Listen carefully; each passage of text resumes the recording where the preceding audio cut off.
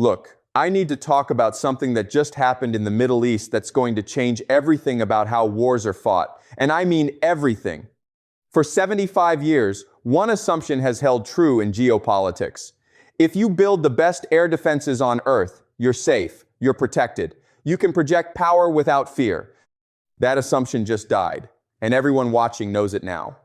In the past month, Iran has launched approximately 180 ballistic missiles at Israeli military airbases: Nevatim, Ramon, Tel Nof, Hatzerim. These aren't random targets. These are the most heavily defended installations on Earth. I'm talking about Iron Dome, David's Sling, Arrow systems, all operating simultaneously. Billions of dollars of integrated air defense working together at maximum alert. And you know what happened? Approximately 80% of Iranian missiles reached their targets. 80%. Let that number sink in for a second. That's not a few missiles getting lucky. That's a systematic demonstration that the most sophisticated air defense network in the world has a fundamental vulnerability. Here's the part that actually worries me.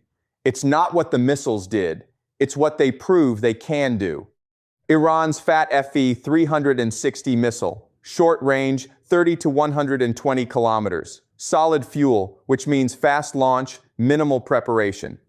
And critically, guidance that combines satellite navigation with inertial backup systems. Now, this missile isn't a technological marvel. It's not some revolutionary quantum leap. The accuracy we're talking about is roughly 30 to 100 meters circular error probable. That means half the missiles land within 100 meters of the target. Sounds imprecise? It is. Compared to American GPS-guided weapons, this is crude. But here's what changes everything. 80 meters of error is perfect when you're targeting a hangar, a runway, a fuel depot. When you fire these missiles in coordinated salvos arriving simultaneously from different angles, you don't need precision, you need saturation. And this is where the math gets dark. An Arrow interceptor costs between $2 to $4 million. Each one. A FAT-F-360 costs substantially less to manufacture. When Iran fires 30 missiles and you need to expend 25 interceptors to stop them, you've spent $50 to $100 million to defend a single airbase. Iran can sustain dozens of these attacks from existing inventory. Israel's interceptor stockpile? It's finite. It requires American resupply. It takes time. What Iran has essentially done is create an economics problem that Israel cannot solve through air defense alone. Every engagement depletes inventory. Every depletion requires political capital to ask America for more. And every request exposes the fundamental reality. Israel's defense is no longer unbreakable. Now you might be thinking, Professor, this is Israel's problem. How does this affect me? Think about where American military power is concentrated in the Middle East. Al Udeid Air Base in Qatar, Al Dhafra in the UAE, Prince Sultan in Saudi Arabia. These aren't hardened like Israeli bases. They're located in countries where political sensitivities prevent the most advanced air defenses. And they're within range of Iranian missile forces that have just proven they can penetrate sophisticated defenses. $100 billion of American military infrastructure built on an assumption that's now dead, that being behind good air defenses means you're safe. American military planners are reassessing carrier positioning right now. Carriers are moving away from the Persian Gulf because the access denial has become real. That changes force projection. That changes how quickly America can respond to regional crises. And if you think about the broader picture, Saudi Arabia is already talking to Iran. The UAE is hedging. Gulf states are rebuilding assumptions about what American protection actually means when bases are vulnerable and carriers are pushed back. The geopolitical architecture that's held for 40 years just shifted, subtly, but definitively. Here's what nobody's saying publicly because it's impolitic. Iran didn't achieve this through some technological revolution. They achieved it through patience, under sanctions, isolated, while everyone assumed they were falling behind. Every component of that missile came from Iranian manufacturing.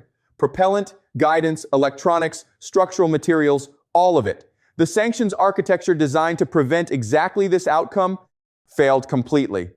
And now Iran has proven it can sustain this capability indefinitely. It's not 40 missiles they've hoarded from secret stores. It's industrial capacity. The ability to keep making more. That's the part that changes strategic calculations. Not that they hit something once, but that they can keep hitting, keep replenishing, keep forcing you to choose between defending military installations or defending cities. Because you can't defend everything, and they've made you prove it. The strikes on Israeli airbases over the past month aren't about any single engagement winning or losing a war. They're about the public demonstration that precision ballistic missiles coordinated in salvos can penetrate the most sophisticated air defenses and hit what they're aimed at. Every military watching this is rewriting doctrine right now. Every defense planner is reassessing models. Every strategic calculation about force projection just became more complicated. The old rules don't apply anymore. Subscribe to this channel right now, not in a minute, now. Because what's happening in the Middle East right now is the data point that's going to define military strategy for the next decade. And I'm analyzing it as it happens, before the talking heads on cable news even understand what they're looking at. You'll know the implications before mainstream media catches up. Comment below. What do you think comes next? Do regional powers see this as an opportunity to challenge American presence?